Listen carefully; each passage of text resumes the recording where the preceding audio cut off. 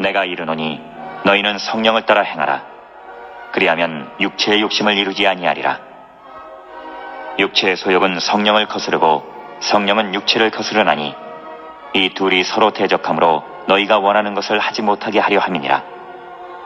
너희가 만일 성령의 인도하시는 바가 되면 율법 아래에 있지 아니하리라. 육체의 일은 분명하니 곧 음행과 더러운 것과 호색과 우상 숭배와 주술과 원수 맺는 것과 분쟁과 시기와 분냄과 당짓는 것과 분열함과 이단과 투기와 술 취함과 방탕함과 또 그와 같은 것들이라. 전에 너희에게 경계한 것 같이 경계하노니 이런 일을 하는 자들은 하나님의 나라를 유업으로 받지 못할 것이요 오직 성령의 열매는 사랑과 희락과 화평과 오래 참음과 자비와 양성과 충성과 온유와 절제니 이 같은 것을 금지할 법이 없느니라. 할렐루야. 하나님께서 이 시간에도 함께 하시고 은혜로 채워주실 줄로 믿습니다. 밖에는 아주 봄비가 촉촉히 내리고 있습니다. 이 시간에 하나님께서 성령의 단비를 촉촉하게 내려주실 줄로 믿습니다. 변함없이 추운 겨울이 지나면 어김없이 봄이 옵니다. 그런 것처럼 이 새봄을 맞아서 성도님들 가정마다 행복한 일들, 따뜻한 일들이 가득하기를 바랍니다. 이 시간에는 영적인 알고리즘이라는 제목의 말씀으로 간치의 은혜를 나누려고 합니다. 갈라디아서 5장 16절의 말씀을 바로 보면은 내가 이르노니 너희는 성령을 따라 행하라. 그리하면 육체의 욕심을 이루지 않을 거라고 말씀을 하고 있습니다. 이 사도 바울이 강하게 명령하고 있죠. 뭘? 성령을 따라 행하라. 이렇게 강하게 권면을 하고 있습니다. 그 이유가 바로 이어지죠. 그리하면 육체의 욕심을 이루지 아니하리라. 그러니까 우리가 육체의 욕심을 이루지 않으려면 반드시 성령을 따라서 행해야 된다는 거죠. 17절에 보면은 육체의 소욕은 성령을 거스리고 성령은 육체를 거스리나니 이 둘이 서로 대적함으로 너희가 원하는 것을 하지 못하게 하려 함이라. 이제 그 성령과 육체의 소욕과의 관계에 대해서 구체적으로 17절은 말하고 있습니다. 그러니까 우리가 성령과 육체의 소욕이 우리 안에 있지만은 이것이 서로 어떻게 하고 있어요? 지금 보니까 서로 거스리고 대적하고 충돌하면서 우리가 원하는 것, 우리 신앙인들이 원하는 건 뭐예요? 하나님 뜻대로 사는 거죠. 내 마음으로는 항상 하나님 뜻대로 살아야지 다짐도 하고 하나님 뜻에 순종하려고 하지만 내 안에는 뭐가 있냐면 육체의 소욕, 이 먼저 16절에 기록한 대로 육체의 욕심, 이런 것이 있어서 이게 자꾸 이 안에서 서로 거스리고 대적하고 충돌이 일어난다는 것을 말하고 있는 거죠. 그래서 우리가 하나님 뜻대로 살지 못하도록 이런 육체의 정욕이 회방한다는 거예요. 그러면 육체의 일이란 건 뭔지 19절에는 그 내용에 대해서 아주 자세하게 다시 서술을 하고 있습니다. 육체의 일은 분명하니 곧 음행과 더러운 것과 호색과 우상 숭배와 주술과 원수 맺는 것과 분쟁과 시기와 분냄과 당짓는 것과 분열함과 이단과 투기와 술 취함과 방탕함과 또 그런 것들이다.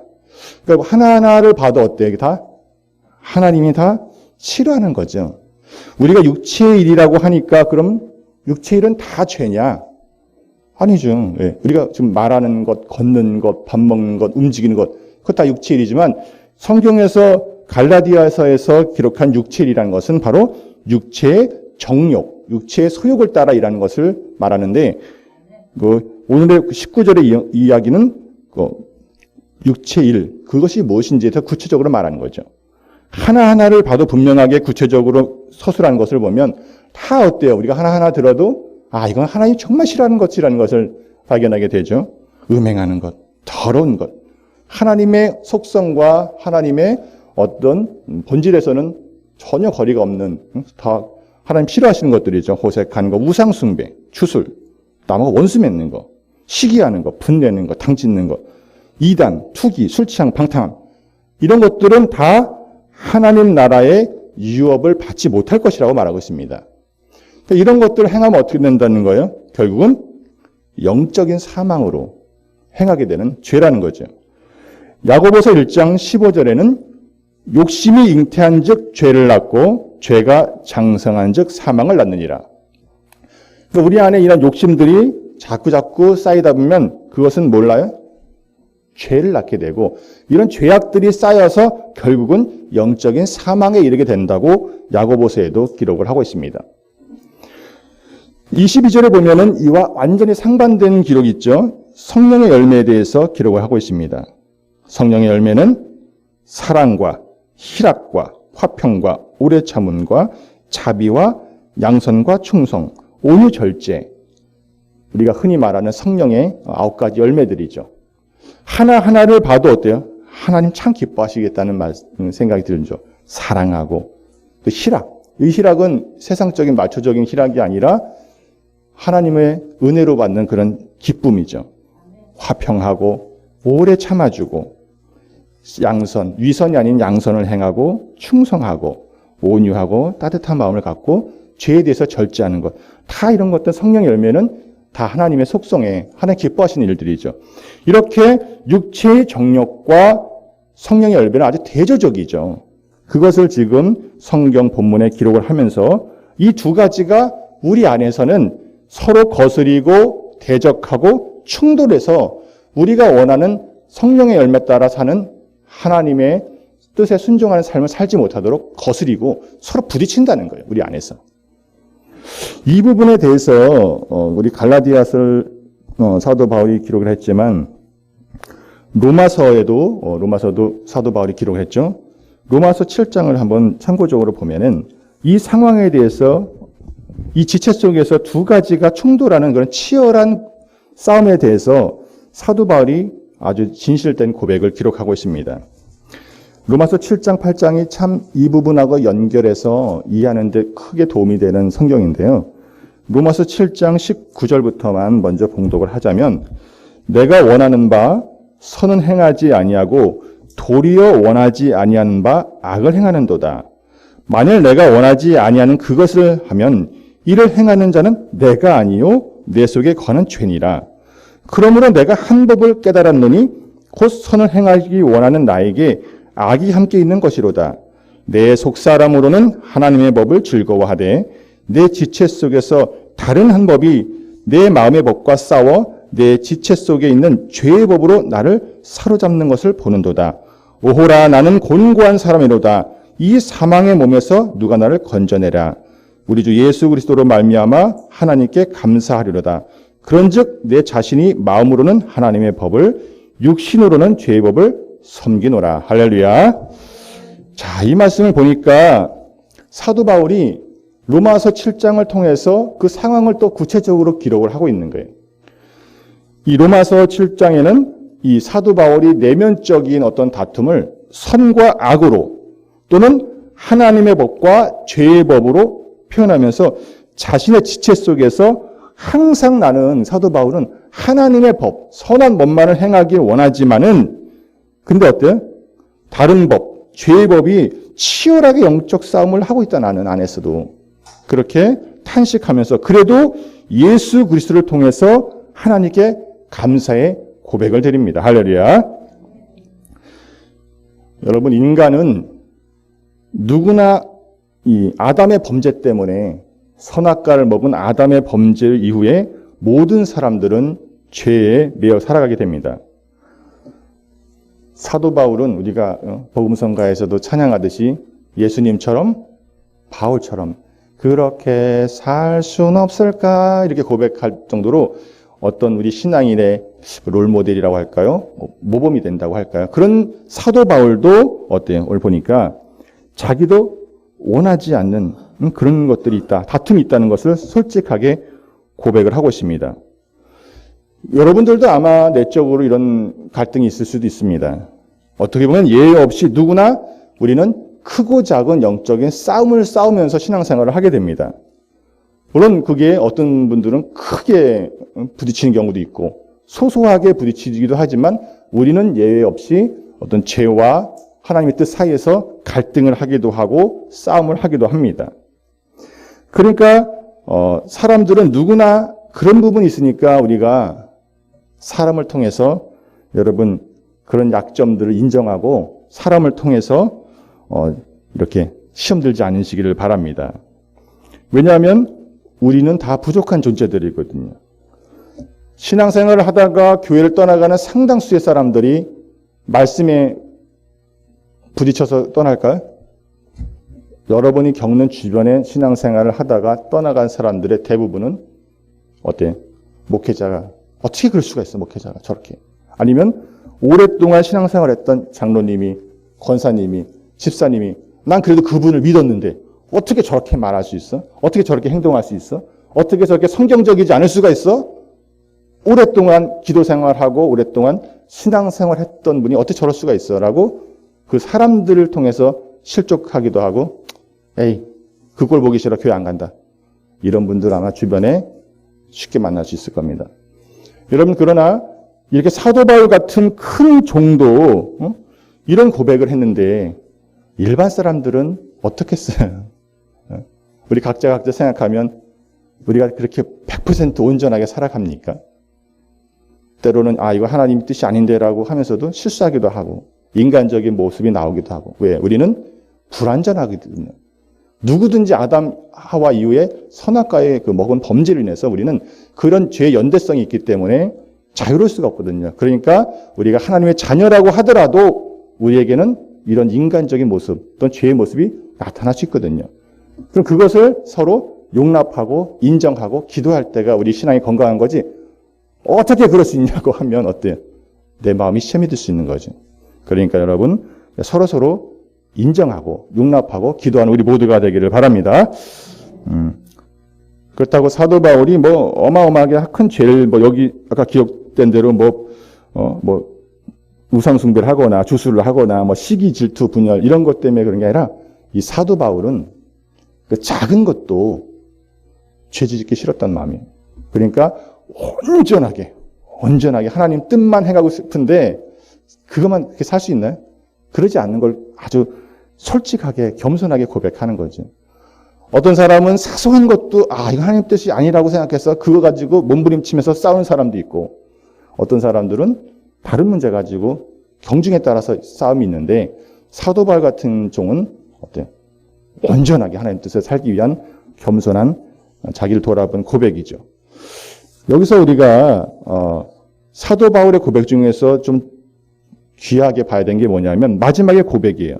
그렇게 곤고한 삶을 살면서도 사도 바울이 예수 그리스도를 통해서 하나님께 감사했다는 거예요. 그럼 그 이유는 뭘까요? 우리 로마서 8장 1절 2절은 우리 같이 한번 먼저 찾으신 분 있으면 로마서 8장 1절 2절을 한번 같이 봉독합니다. 찾으셨으면 시작. 그러므로 이제 그리스도 예수 안에 있는 자에게는 결코 정죄함이 없나니 이는 그리스도 예수 안에 있는 생명의 성령의 법이 죄와 사망의 법에서 너를 해방하였습니다. 할렐루야. 어떻게 보면 아담과 하와가 범죄하여서 하나님께서는 원래는 영생하도록 지으셨지만 처음부터 이렇게 갈등하도록 지으신 게 아니잖아요. 영생하도록 지으셨지만 아담과 하와가 선악과를 먹고 범죄해서 이 범죄로 인해서 모든 사람들은 죄와 사망의 법에 매여 살아가게 된 거죠. 그런데 하나님께서 그리스도 예수를 통해서 십자가에서 우리의 죄를 다 사해 주시고 대속하시고 그것을 믿는 자들에게 나의 죄는 예수 그리스도를 통해서 내가 해결을 받았다고 믿는 자들에게 그 선물로 뭘 주신다? 성령을 주신다는 거예요. 할렐루야. 그 믿는 자들에게는 성령을 주시는 거예요. 이 성령이 우리가 아담의 범죄 때문에 있던 죄와 사망의 법에서 이 법칙을 바꿔주는 거예요. 뭐로? 생명의 성령의 법으로 해방시켜준다는 거예요. 그러니까 사도 바울은 내가 비록 이 사망의 몸에 매여서 이런 곤고한 싸움을 아직까지 싸우고 있지만 그래도 영적인 상황을 생각하니까 내 죽은 몸을 성령으로 살리시는 그 주님의 은혜를 생각하니까 하나님께 감사를 드린 줄로 믿습니다. 우리 복음성가 한 장 불러올게요. 이 내용을 아주 잘 담은 우리 복음성가 하나씩 받으셨죠? 432장입니다. 이 복음성가 기록한 분이 영적 사항을 아주 잘 기억했어요. 아주 찬양으로, 기쁜 찬양으로. 432장입니다.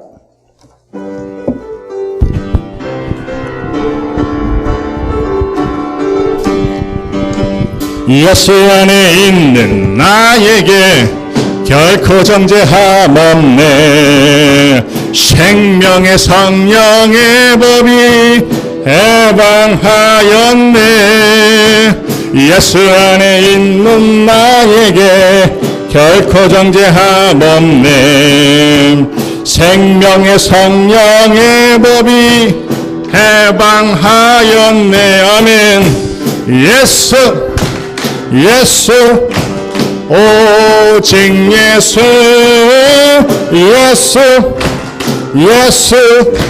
오직 예수.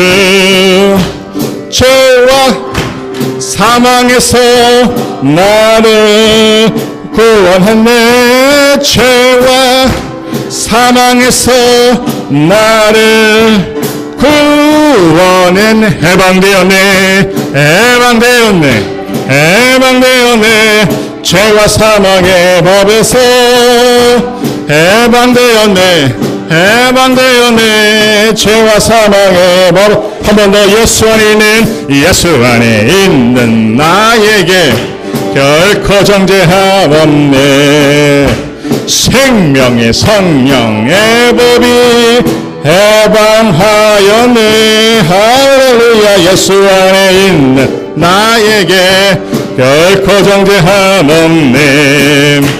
생명의 성령의 법이 해방하였네. 누굴 통해서? 예수 오직 예수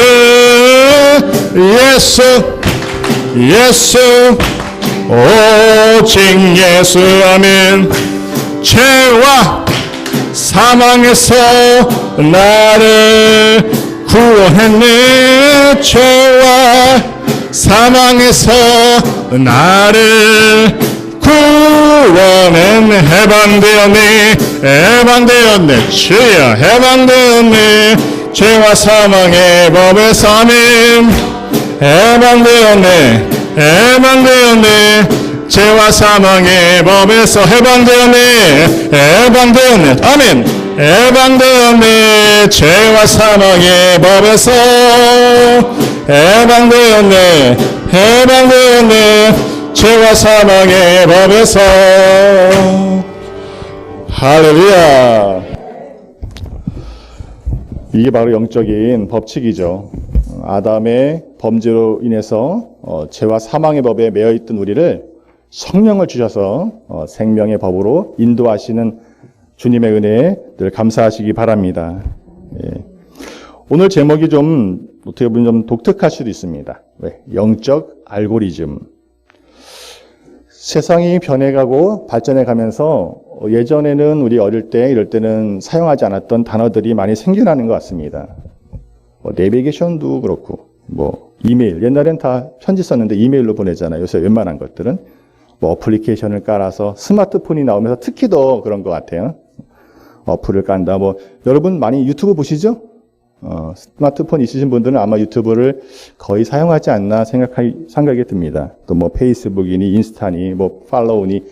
예전에는 익숙하지 않았던 단어들이 많이 생겨나는데, 오늘 이 제목도 좀 생소할 수도 있습니다. 어떻게 보면, 설교 제목으로는. 알고리즘이라는 말은 들어보셨죠? 요새는 알고리즘이라는 얘기를 좀 많이 자주 듣게 되는 것 같습니다.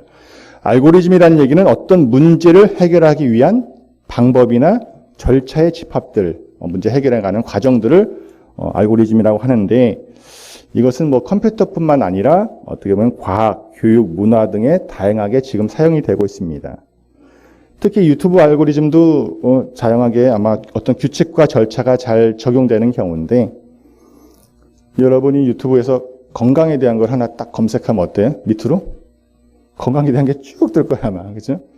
설교를 들으려고 유명한 설교를 한번 검색을 한다 그러면 밑에 이찬수 목사님, 유기성 목사님, 유명한 명강사 설교들이 쭉 밑에 유사 동영상으로, 추천 동영상으로 뜰 겁니다. 요리나 여행도 마찬가지고. 저도 찬양을 이렇게 검색하면 밑에 목요 집회나 이런 찬양들이 많이 보는 게 쭉 떠요. 그러니까 여러분이 오늘 예배 끝나고 이렇게 유튜브 딱 첫 번에 켰을 때 이렇게 올려보면 여러분 요새 뭐 관심인지 바로 알 수 있어요. 왜냐하면 여러분이 최근에 설교에 대해서 많이 검색했다 그러면 설교들이 뚝 뜰 거고, 찬양을 많이 검색했다면 찬양들 많이 집회 찬양들이 뜰 것이고, 요리면 요리, 건강이면 건강, 그런 것들이 밑에 쭉 뜰 거예요. 그래서 내가 이런데 요새 최근에 관심이 있었구나 하는 걸 알 수가 있는 거죠. 이렇게 세상에 알고리즘이 있는 것처럼 영적인 것도 알고리즘이 있다는 거예요.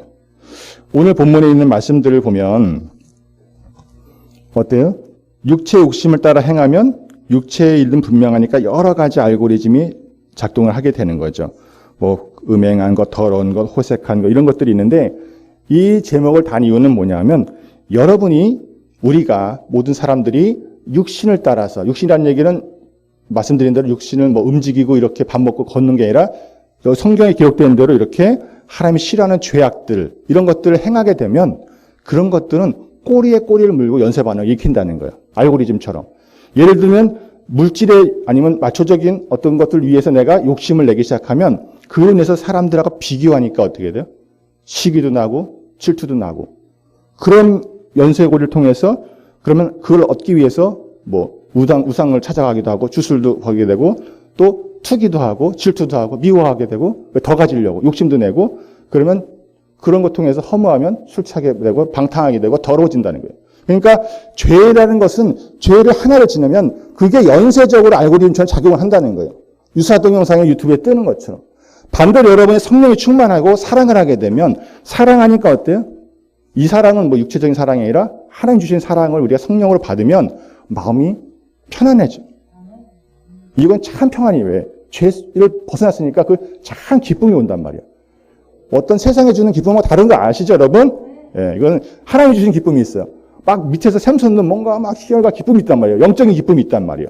그리고 그런 기쁨이 있으니까 마음이 편안해지고 사람이 온유해지고, 그 다음에 충성하게 돼. 왜? 성실한 태도를 하나님 주셨으니까 어디 가든지 성실한 태도, 충성하게 되고 죄에 대해서 절제하게 되고. 그러니까 성령을 받으면서 어때요? 다 모든 것들이 선순환이 되는 거예요. 성령의 알고리즘을 따라서.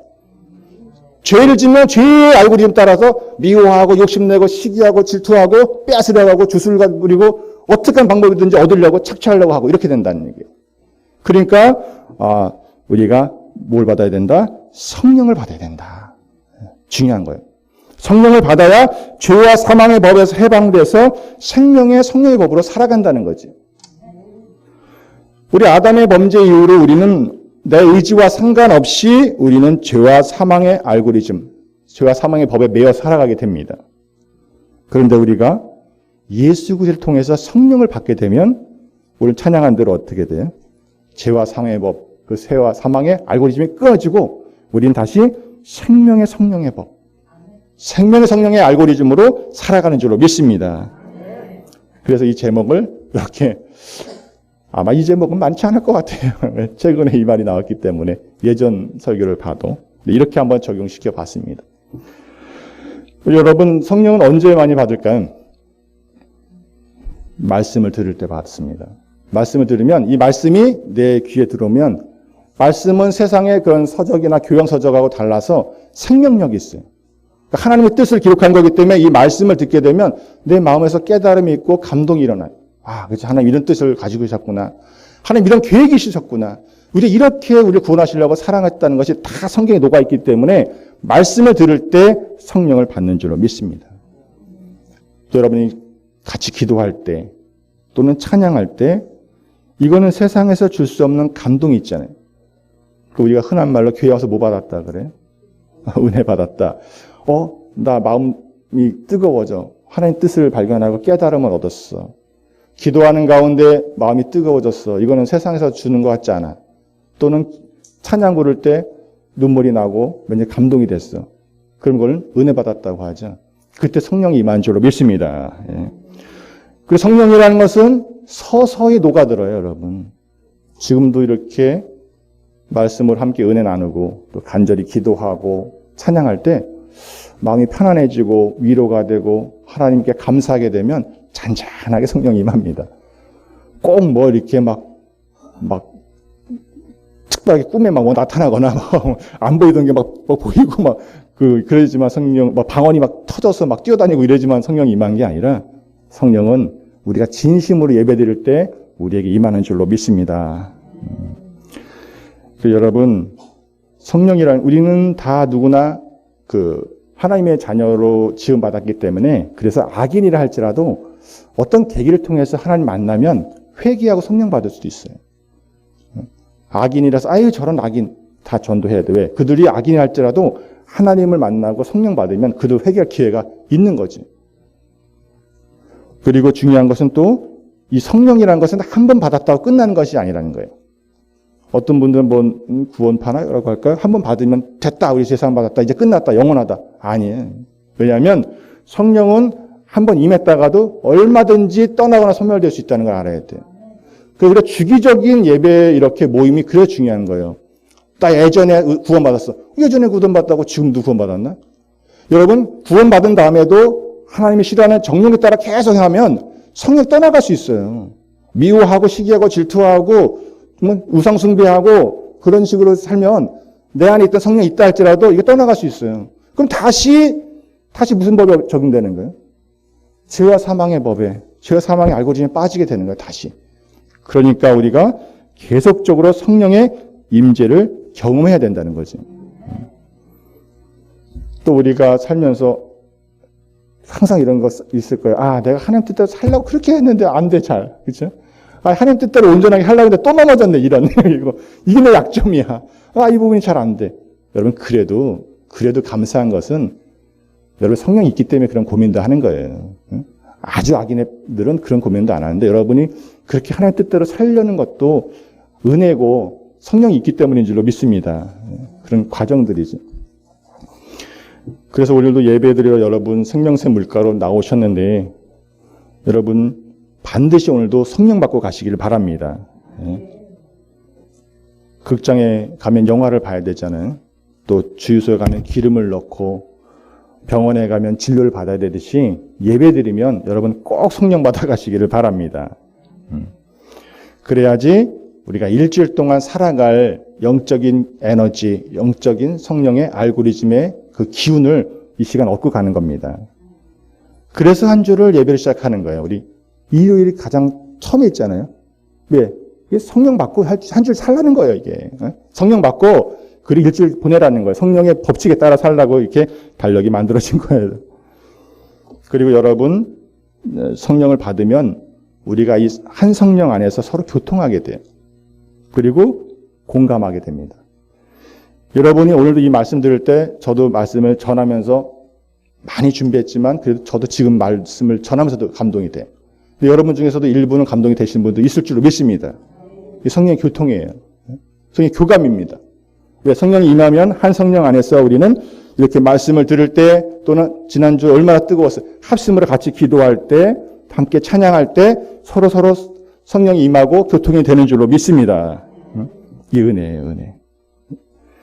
그래서 항상 거의 마지막 축도할 때 이 내용이 들어있죠. 예수님의 이제는 우리 예수 그리스도의 은혜, 또 하나님의 사랑, 하나님 사랑, 그리고 성령님의 임재와 교통은 거의 축도의 3요소로 많이 하죠.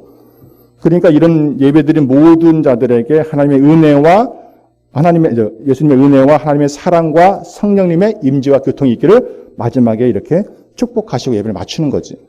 왜? 이건 가장 중요한 일이거든요. 오늘도 여러분 항상 하나님께 영광을 감사함으로 우리가 일주일 동안 살았던 것, 생명 주신 것, 호흡 주신 것, 지금까지 인도하셔서 이 자리에 나왔다는 것만 해도 감사하잖아요. 아멘? 그 감사하고 그 감사로 하나님께 전심으로 영광 돌리고 성령 받아가는 것, 이것 예배의 큰 목적인 줄로 믿습니다. 정리를 하자면 우리는 이 사도 바울의 고백처럼 이 두 가지 영적인 알고리즘의 영향을 받게 돼요. 하나는 생명의 성령의 법과 그러나 아직까지 우리가 완전한 구원, 우리 영혼은 하나님께 구원을 받았지만 아직까지는 이 사망의 몸에 매여서 싸우는 영적인 그 죄와 법과의 싸움이 있다는 거예요. 그런 갈등이 있고 그런 거스리는 것들이 있고 충돌이 있는 거예요. 그런데도 감사한 것은 사도 바울이 감사했죠. 왜? 그냥 예수님도 모르고 그냥 죄로 살다가 죄와 사망의 법에 살아서 죽을 인생이었지만은 그렇게 죽고 심판받을 우리 인생을 주님께서 우리 살리시려고 죄값을 치르시고 우리에게 성령을 주셔서 그 성령이 우리 안에 임할 때 우리는 생명의 성령의 법으로 적용되니 그래도 감사한다는 거예요. 그래서 우리는 항상 예배 오면은 성령을 받아야 된다는 것.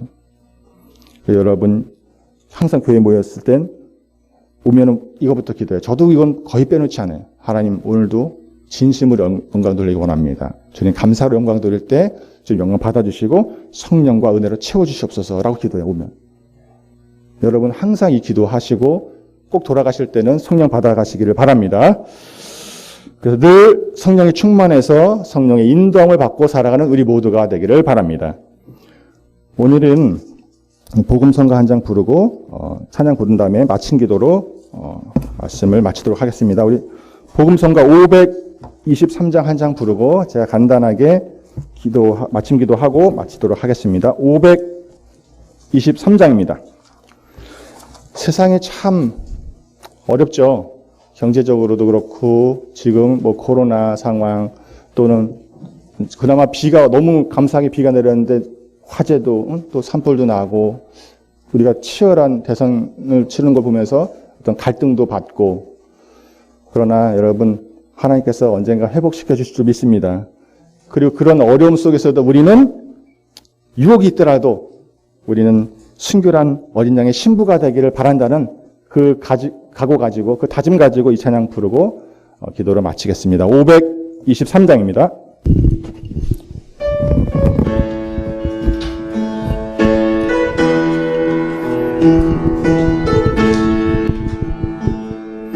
내 마음에 주를 향한 사랑이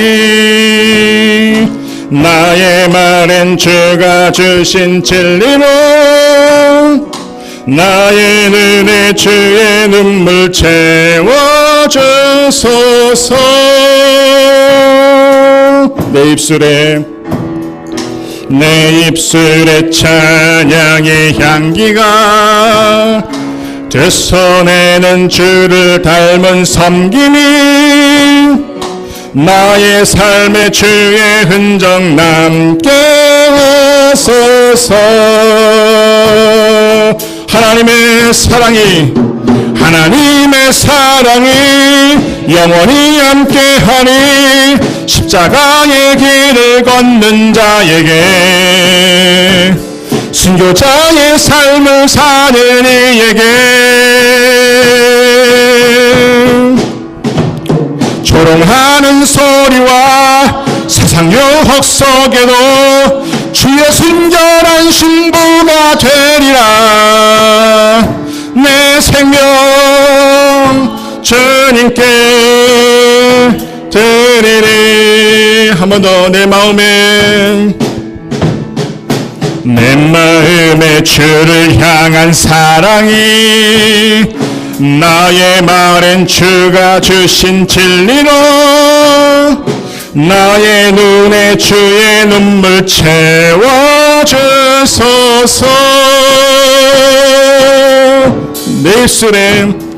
내 입술에 찬양의 향기가 되서내는 주를 닮은 섬김이 나의 삶에 주의 흔적 남게 하소서.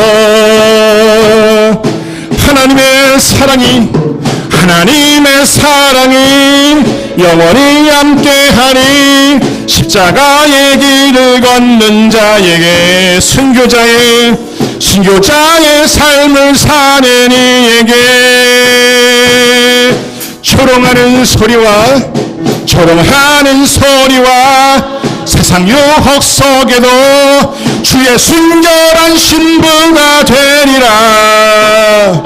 내 생명 주님께 드리리. 하나님의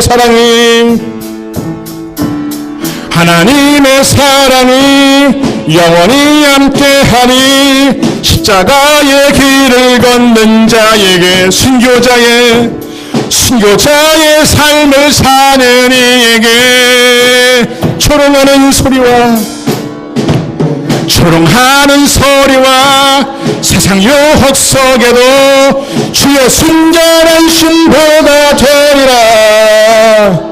내 생명 주님께 드리리.